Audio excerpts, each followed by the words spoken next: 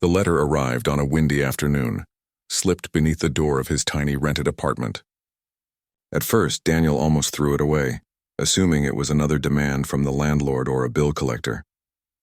But the heavy envelope sealed with a wax stamp he had never seen before caught his curiosity. He opened it carefully, his rough hands trembling a little.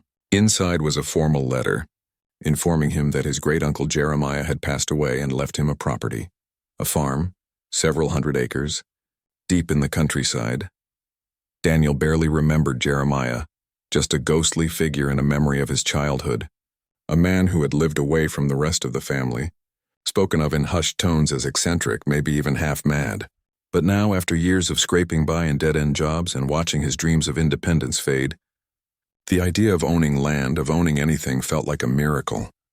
Within a week, Daniel had packed his few belongings, sold his beat-up car for cash, and boarded a bus headed into the rolling hills of the countryside. The further he went, the quieter it became.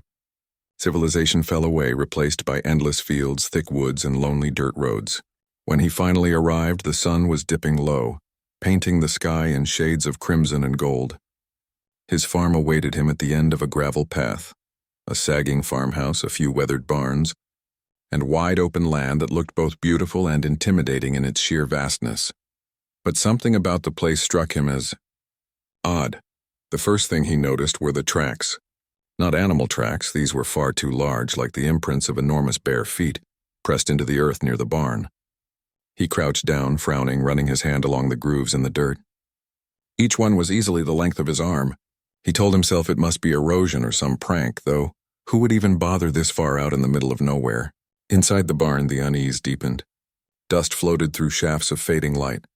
But among the bales of hay and rusted tools, there were strange signs of habitation.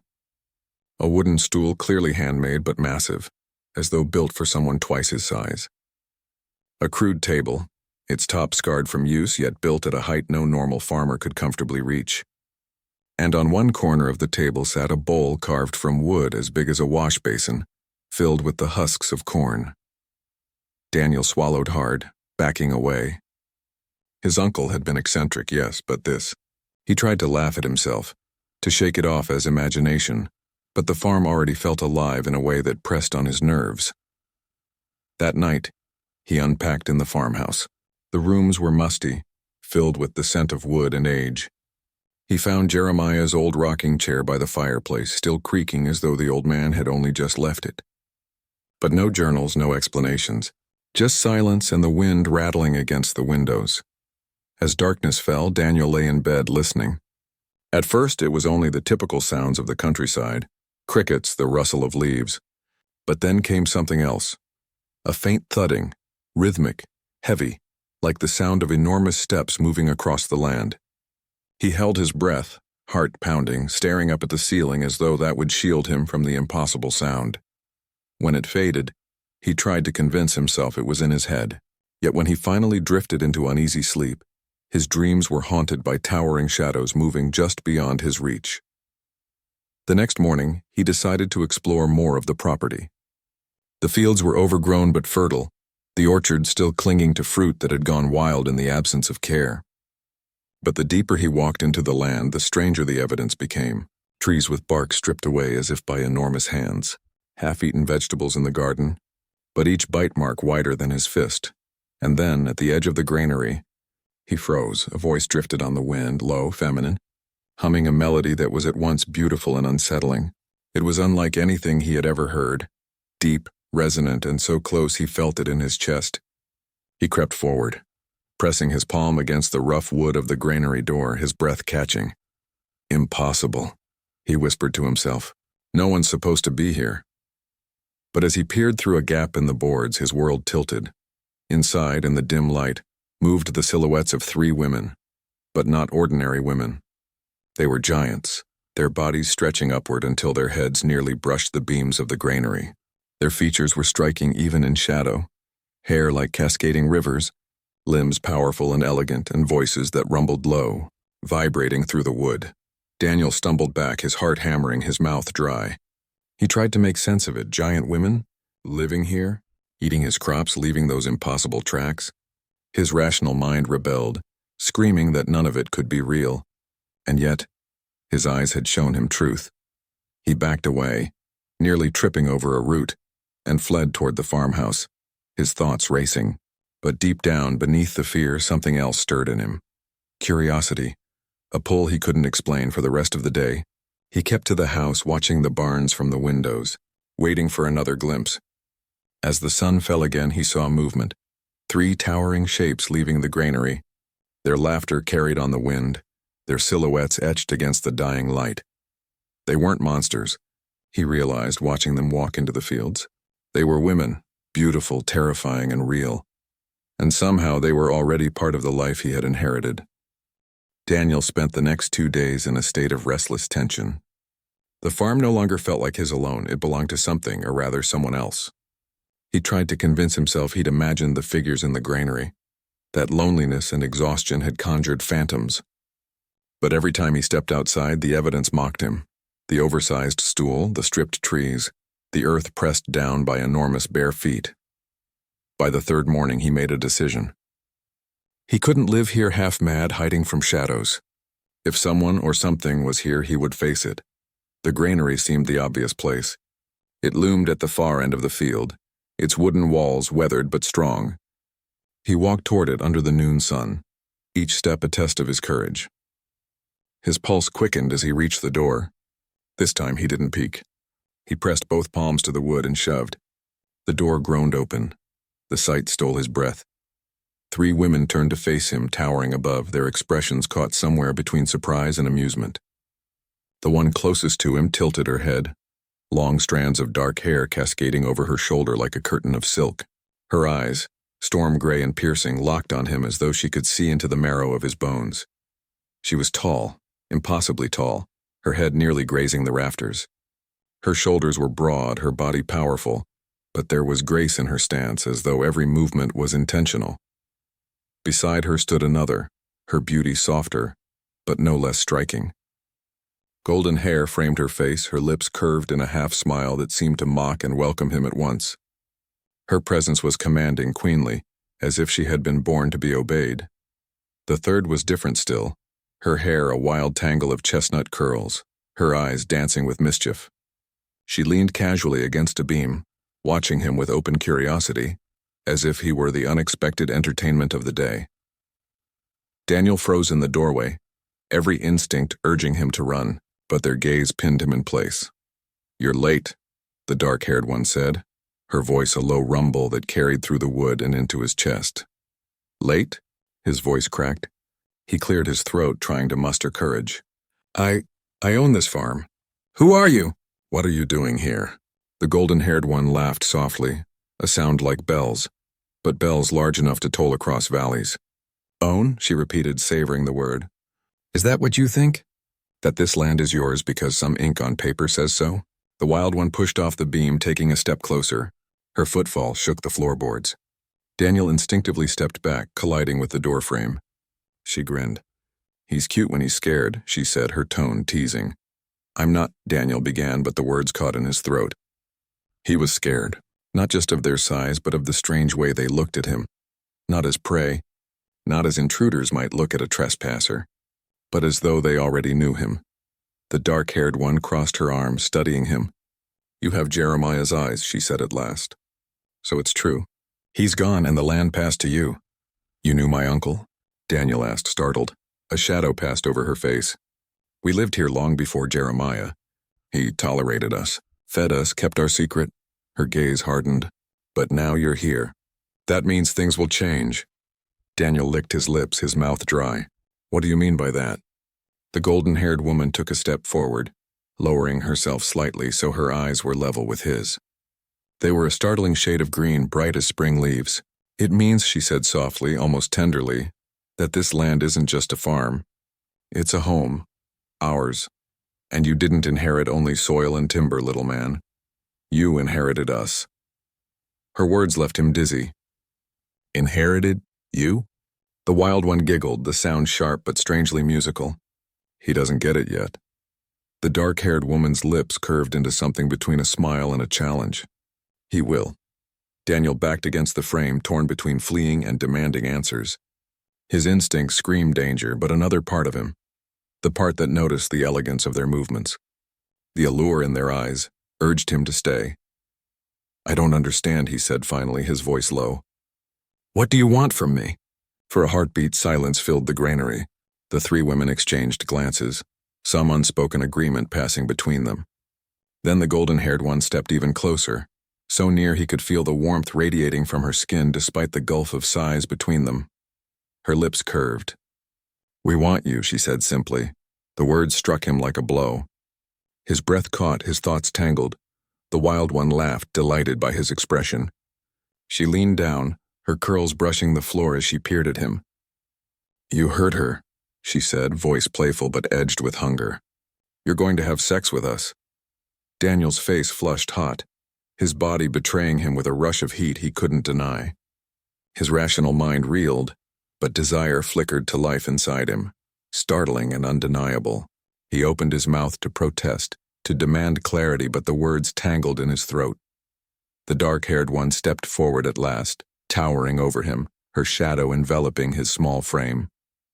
She bent low, her storm-gray eyes locking onto his, so close he could feel her breath like a gust of wind. "You can run," she said softly, dangerously. "You can pretend you didn't hear. But you know the truth now. And the truth is this: you were meant to come here.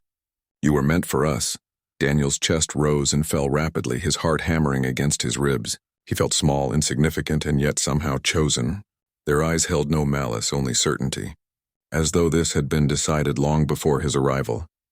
He shook his head weakly, trying to cling to reason. "This is insane," he whispered. The golden-haired woman touched a finger, just one, massive and delicate, to his chin, tilting his face upward. Her smile softened, becoming something tender, almost affectionate. "Maybe," she admitted, "but it's real. And so are we." Daniel's knees threatened to buckle. He wanted to flee, yet found himself unable to step back. Their presence overwhelmed him, not just their size, but the raw magnetism they exuded. For the first time since he had arrived, he realized the farm was no longer his alone. His life was no longer his alone. Whatever future lay ahead, it was already bound to these three women, giants, impossible, undeniable. And whether he accepted it or not, they had already chosen him. Daniel spent the night tossing in his bed, unable to escape the memory of their words. "You're going to have sex with us." The sentence repeated endlessly in his mind, equal parts terrifying and intoxicating. He tried to convince himself it was some elaborate dream. Giants didn't exist. Women that tall, that impossibly beautiful, couldn't be real. And yet, the memory of their gazes, the stormy gray, the vivid green, the mischievous brown, felt more real than anything he had ever experienced. By morning, his body ached with tension. He dressed quickly, splashed water on his face, and told himself he would demand answers. He would stand his ground as the rightful owner of this land. But as he walked into the fields, he realized he wasn't the one in control.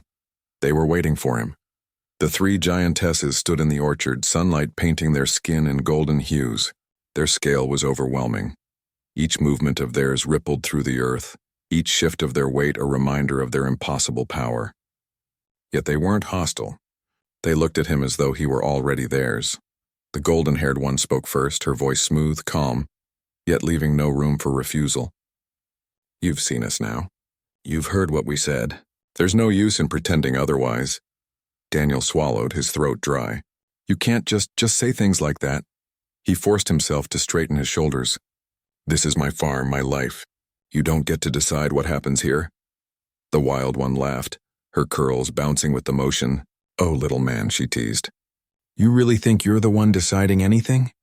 He flushed hot, frustration and nervous energy clashing inside him. "I didn't ask for this.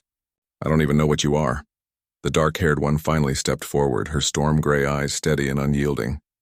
"Then listen," she said simply, and for the first time they told him their story. They had been here for generations, hidden, forgotten by the world of men. They were not monsters, but a remnant of something older, something humanity had chosen to bury in myths and legends. His uncle Jeremiah had discovered them decades ago, and rather than cast them out, he had given them shelter. In return, they had guarded the farm, ensuring no harm befell it. But Jeremiah grew old. the golden-haired one said softly, and now he is gone. Which means the land and the bond tied to it passes to you. Daniel frowned, confusion etching his face. Bond? The wild one leaned close, her grin mischievous. Don't play dumb. You felt it the moment you saw us. The pull, the fire in your veins, that's the bond. He wanted to deny it, but heat rushed through him at her words. His body betrayed him, his pulse quickening under their gaze. The dark-haired one crossed her arms. We won't dance around it. We need you. And you, her eyes softened just for a moment. You need us too, whether you admit it yet or not. Daniel shook his head, stumbling back a step. This is insane. You can't just decide I'm supposed to. His voice faltered. He couldn't even finish the sentence. The golden-haired woman closed the distance, lowering herself so her face hovered just above his. Her breath was warm against his skin. We can, she said gently, because it was always meant to be this way. The land brought you here, destiny brought you here, and we, her green eyes searched his. We're offering you what no one else can. Daniel's heart thundered in his chest. Their words weren't just commands, they were promises. Promises of closeness, of belonging, of something larger than himself. And though every part of his mind screamed to resist, another part, the deeper, quieter part, longed to surrender. The wild one reached out, extending a finger the size of a branch, and brushed it playfully against his chest. You're trembling, she whispered with delight. Don't worry. We'll take good care of you. Daniel's knees weakened. He stumbled back, but the dark-haired one caught him, not with her hands, but with her gaze. You can fight it all you want, she said softly, her voice low and steady. But the truth doesn't change. You belong to us now. You are ours. The words sank into him like roots into soil. He wanted to shout, to reject them, but when he opened his mouth, nothing came out. His voice had abandoned him, leaving only silence and the pounding of his heart. The golden-haired woman leaned closer still, her massive hand settling on the ground beside him, her presence overwhelming. Say it, she urged, her tone coaxing, almost tender. Say you'll stay. Say you'll give yourself to us. Daniel's breath came fast, his body trapped between fear and desire. His mind fought for reason, but his heart raced toward something else, something reckless, something undeniable. His voice broke, his throat tight. He shook his head, squeezing his eyes shut. I don't know if I can. The wild one chuckled softly, brushing a lock of her curls from her face. Oh, you can, you will. We'll make sure of it. For a long moment, silence hung in the orchard, broken only by the rustle of leaves in the breeze. The three women watched him, not with anger or impatience, but with certainty, as though they already knew how this story would end, and deep down, Daniel knew it too, because no matter how much he resisted, no matter how much he told himself it was impossible, the bond was already forming. Every look they gave him, every word they spoke pulled him deeper into their world. He had inherited the farm, yes, but he had also inherited them, and there was no going back. For a week after the orchard confrontation, Daniel lived in a state of beautiful, awful suspension. The three women, Mara, Lise, and Tamsin, moved through the farm like a tide he could neither divert nor fully accept. They did not hide from him now. They were visible in daylight, tending the fields with hands that could scoop a bale of hay like a child's toy, laughing when he offered to help and gently correcting him when he tried. Sometimes they sat at a distance beneath the oaks and watched as he worked, their silhouettes enormous and oddly domestic against the horizon. Other times they would appear at the farmhouse door in the morning with baskets of oversized fruit and bread, their gestures oddly careful for beings of their scale. Daniel's days became a series of small, dissonant moments, the ordinary, mending a fence, sweeping the porch, interrupted by extraordinary sights. Lise would cup a handful of warm milk and lift it so he could taste it from between her fingers. Tamsin would braid a length of rope and hand him a piece as if it were a ribbon. Mara would look at him with a patient, almost predatory empathy that made him feel naked even when fully clothed. It was as if the world had been tilted and everything that had been private and personal was now communal, observed, reshaped. He tried to maintain boundaries at first in small ways. He insisted on sleeping in the farmhouse, closing and bolting the door at night. He prepared his own meals. He walked the property alone, telling himself he needed time to think. But the farm refused to let him be ordinary. At dusk, when the sky bled orange and then indigo, One or another of the women would appear at his window, a silhouette against the moon, and he would feel that pull again, an ache that had nothing to do with propriety and everything to do with longing. His resistance had reasons. He was afraid of being reduced to a curiosity, of losing autonomy, of becoming a prize in a mythic bargain he had never consented to. He feared how the outside world might judge him if anyone ever discovered what lived on his land. He feared the practicalities. Their size could be dangerous even if they did not mean it. An accidental gesture could crush more than furniture. He feared the depth of feeling he felt forming for them, because to reciprocate might mean giving up everything he had thought himself. And yet temptation was relentless. It walked toward him in laughter and in small kindnesses, in the way Lise would show him how to identify the ripest fruit by the scent that leaked from its skin, or the way Tamsin would wrestle a stubborn gate shut while grinning like a rogue. It arrived in moments of closeness that had nothing to do with sex and everything to do with intimacy. When Mara gathered a blanket and draped it around him after a storm, tucking the edges with fingers the size of baseball bats but the gentleness of a mother. When Lise taught him how to listen to the earth and identify which parts of the field were hungry for compost. These acts felt like the scaffolding of something larger, a form of love being built slowly, insistently, without rushing the more perilous steps. One night, the temptation came with rain. A thunderstorm moved across the country and the farmhouse seemed small and exposed beneath the sky's fury. Daniel sat by the window watching sheets of water batter the glass when a shadow filled the yard. He opened the door and found Tamsin standing there, rain beading in her hair, a grin cutting through the damp. "You look like a drowned pup," she said, and stepped forward. The porch sagged under the thud of her foot. "Come on, get under my cloak." Before he could protest, she had scooped up the enormous blanket she used and wrapped one corner around his shoulders. The gesture was absurdly domestic and deeply intimate. He felt the shelter of being seen, of being cared for. Her proximity was intoxicating, not because it was sexual, but because it dissolved the heroic barrier he had built between them. "You shouldn't be out in this," he said. His voice came out smaller than he'd intended. "We can't keep you from storms," she replied, "but we can keep you from being alone in them." Her hand, the size of a frying pan, hovered near his cheek for a second. He closed his eyes and the lightning illuminated her face, a wild, laughing thing, and he felt a crack inside him spread, as if the hard lines of his resolve were beginning to splinter. The next morning, the sun washed the world clean. Daniel moved through small rituals, feeding chickens, checking fences, trying to anchor himself in the practical. He told himself that kindness did not equal desire, that a touch could be maternal, brotherly, or merely practical. But then Liz found him by the apple tree, where he sat on a log examining a bent nail, and she sat down beside him. The ground seemed to dip beneath her as she made herself comfortable, and without thinking he reached out to steady her. Her hand, warm, breath-steadying, folded around his and held it there. "Don't pretend you don't feel it," she said softly, not cruelly. Her green eyes, so bright they could be sunlit leaves, looked at him with a knowledge that made him flush. "You found this place for a reason. You're not just the owner, Daniel. You're the one who will keep the bond whole." He pulled his hand back as if stung. "Bond," he echoed, voice tight. "You use that word as if it erases my agency." She shrugged in almost rueful motion. "It doesn't, not entirely. But it explains the hunger. The desire isn't just physical for us.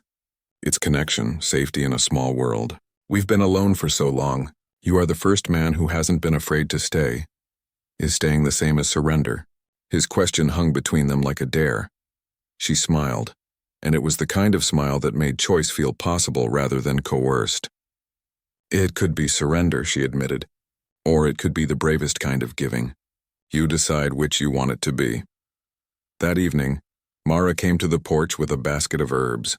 She sat in the yard and unfolded a blanket for him. She never sat on it herself but watched him as he unwrapped a piece of bread. The way she observed him, careful, slow, felt like judgment and prayer both. Around the edge of her mouth, there was an expression he couldn't quite name. Patience, perhaps, or love that had been taught by time to be watchful rather than violent. "You're not a child," she said finally, voice low as dusk. "You can decide to stay for reasons that are your own. We will not force you." Relief and dread warred in Daniel's chest. If they would not force him, then the decision truly lay with him. But the structure of his days, their presence, the soft gravity of their attention, had already reshaped his inner geography. Autonomy felt like a memory. Desire felt like weather. In the end, temptation won not in a single thunderous moment but through 1,000 small ones. It was in the way Tamsin taught him to pull a stubborn root without breaking it. In the way Lise prepared a simple stew and shared it from her palm. In the way Mara hummed as she repaired a fence and the rhythm settled his insomnia. It bent him slowly toward the idea that closeness wasn't annihilation, but becoming part of a pattern older than his fear. Still, he hesitated. There were nights when he lay awake and rehearsed escape routes when the future he had planned, a modest apartment, a mechanic's shop, a life small and controllable, looked like a different person's dream. He missed anonymity, the ability to leave without an audience. He feared being reduced to a myth told around campfires by men who would never understand the tenderness he felt beneath those enormous hands. But the farm, the women, and the bond had their own logic. They offered shelter, kinship, a raw and patient hunger that promised to be reciprocal if he allowed it. Each time he opened to them a little more, they answered with surprising gentleness. Where he expected coercion, they met him with care. Where he expected conquest, they offered teaching. And in that slow reciprocity, Daniel began to see a life not as a sacrifice of self, but as a reweaving of it. Different threads, larger loom, but still his hands guiding the pattern. When at last he walked to the orchard one evening and found the three of them waiting, Mara's eyes steady, Lice's expression open, Tamsin's mouth curved into that dangerous, delighted smile, he knew the struggle had not ended. It would not end in one surrender or one triumph. But he also knew he could no longer pretend he would walk away unchanged. He took a breath that tasted like rain and autumn leaves and something older, and stepped forward.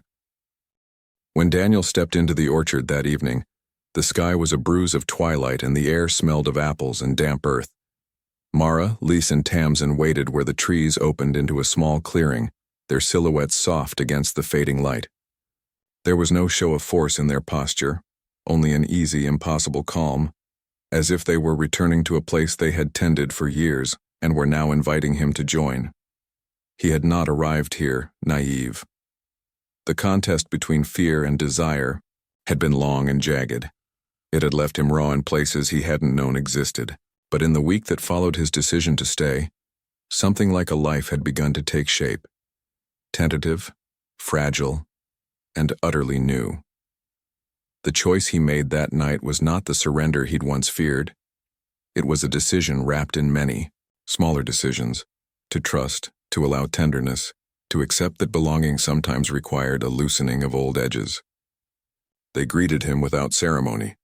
Mara offered him a seat, really a flattened patch of earth she had smoothed with her hand, and Lise handed him an apple so large it took both his hands to cradle. Tamsin, always quick to laugh, had woven a crown of wildflowers and gently placed it on his head, making him feel ridiculous and adored in the same breath. The absurdity of being crowned in an orchard by three giants made something in him exhale. The moment was human, ridiculous, and whole. The nights that followed were an education in the scale of their world. Meals were lessons. Lise taught him to eat from her palm without embarrassment, their fingers brushing in a way that was intimate because of the carefulness required, not because it was flashy. Mara showed him how to prepare the land for winter, how to tuck in the soil so it would sleep and wake in the spring. Tamsin, with her loud jokes and softer hands, taught him how to laugh again, how to let a catastrophe become a story instead of a failure. Each skill, each shared laugh folded them closer together. Intimacy, when it came, unfolded like that too, gradually, respectfully, and with a reverence that surprised him. There were moments of closeness that were nearly domestic. Mara braiding, his hair with a finger the size of a log, Lise humming while she fitted a warm cloth to a burn on his palm, Tamsin leaning in to whisper a silly secret that made him forget his pride. These were not acts of domination. They were offerings, gestures that asked for nothing but presence in return. One night, after a long day of mending fence and hauling feed, Daniel sat on the farmhouse steps while the three of them stood in the yard, the moon a silver coin above them. He felt small and whole at the same time. Small because the world these women inhabited was enormous, and whole because he had never felt more seen. Mara came and sat beside him, careful not to crowd him, and when she reached out, it was to tuck a corner of his blanket around his shoulders. Her thumb, huge, scarred from work, stroked the back of his hand. Something like a prayer passed between them, a promise of care that needed no words. When their intimacy deepened beyond touch and into tenderness of another kind, it was never brusque or crude. It was slow. A hand cupping his jaw so gently his breath caught, a voice low and steady in his ear describing nothing of consequence but everything that mattered. A kiss that lingered until the world narrowed to a single point of heat and relief. They navigated the mechanics of desire with patience and humor, adjusting, laughing at missteps, learning together. The scale of their bodies required creativity and permission, and Daniel found himself more involved in that choreography than he had ever been in any relationship. Consent became a ritual they practiced, checking in, asking, waiting, answering. It strengthened rather than weakened the bond. Outside the orchard, life demanded negotiation. There were practical considerations. A house could not easily contain such enormous lives. The barns had to be reorganized. The fields needed different strategies to tend with such forceful hands. They rebuilt together in fits and starts. Mara swung her shoulder against a stubborn gate and reset its hinges. Lice taught him to weave long cords to help guide seedlings. Tamsin felled a dead tree and split it with a laugh that echoed like thunder. The work was physically exhausting, but it stitched them together. Muscle memory and shared sweat became a language of its own. Secrets, too, were part of the bargain. Daniel knew he could not tell everyone. The world beyond the county line would not understand, would not believe perhaps, or would respond with a cruel curiosity that would break the gentle life they were forming. He made peace with a private life that would remain private. The three women accepted that he had a world he could not fully share, and they respected it, never prying when he spoke of friends he couldn't bring, of places he missed. In return, he protected them. He kept the farm, the stories, the larger-than-life laughter away from prying eyes. Each kept a part of themselves close, and that balance was delicate and sacred. There were tests. Not all days were soft. The first time a delivery truck appeared on the road, distant but close enough to be seen, Daniel felt his chest knot. Panic was not unfamiliar. He had run from smaller embarrassments before. But the way the three of them moved when danger, however mundane, arrived, was like a lesson in calm. They rearranged themselves like a fortress. Mara stepped into the yard, her silhouette shielding the farmhouse. Lise coaxed the farmer with honeyed words from a distance so his fear would not split into alarm. Tamsin kept Daniel close, whispering jokes until the stiff lines around his eyes folded into something resembling ease. The truck passed without incident, the driver later telling a story of a silent, strangely empty farm. They laughed after, nerves released into the night, and Daniel realized he had been initiated truly, not by coercion or conquest, but by the gentle, steady protocols of protection and love. The seasons turned. Spring unfurled into summer and summer softened into autumn. The farm yielded corn and apples in numbers Daniel had never imagined. People in the nearby village spoke of the good harvests, without knowing why the yields had tipped so kindly toward his land. He never told them the whole reason. He had found riches that mattered more than money: trust, laughter, a household that survived on patience and shared labor. As months stretched into a year, the notion of normal shifted for Daniel. He learned to cook for four at once, meals scaled for giants and a man with a normal appetite. He learned the cadence of the three women's moods and how to soothe a simmering irritation before it became a storm. He learned to sleep when the earth shifted under them and to wake to the gentle pressure of a hand against his chest that said simply, "Wake. We are here." In quieter moments, when dusk softened the day and they sat together under the old oak, Lys leaning into his shoulder, Mara's arm a careful presence behind him, Tamsin's laugh a low rumble, Daniel understood how deep the change had been. Where once he had been alone and scraping toward a life that felt honest yet empty, He now belonged to a thing larger than his single self, a family of unlikely proportions and fierce tenderness. He loved them in ways that surprised him. It was a love that required him to reimagine what partnership could be, to accept care that was at once overwhelming and precise. He loved the way they tended the soil like prayer, the way they argued over small pleasures, the way they kept him close not by possession but by choice. He loved that he could still be Daniel, the man who mended a leaky roof, who ranted about the cost of nails, who remembered the small indignities of life in the city, and that the three of them loved him not because he fit their world perfectly, but because he chose to enter it, day after day. In the end, the farm became a map of a new life, paths worn by feet of different sizes, a table with places for both cups and bowls the size of basins, a hearth that fed 4 hearts. He did not always get it right. Errors and misunderstandings were frequent and forgiven. But the forgiveness, too, was a lesson. It taught him that love, especially the kind that grows under impossible circumstances, requires patience, humor, and an openness to be remade. One crisp evening, nearly a year after he first set foot on the land, Daniel stood at the fence and watched the 3 women move through the field, their shadows long and soft in the low sun. He felt the weight of the choices that had led him here, and it did not feel like regret. It felt like home. He turned back to the farmhouse where a kettle sighed on the stove and a place for him waited at the table.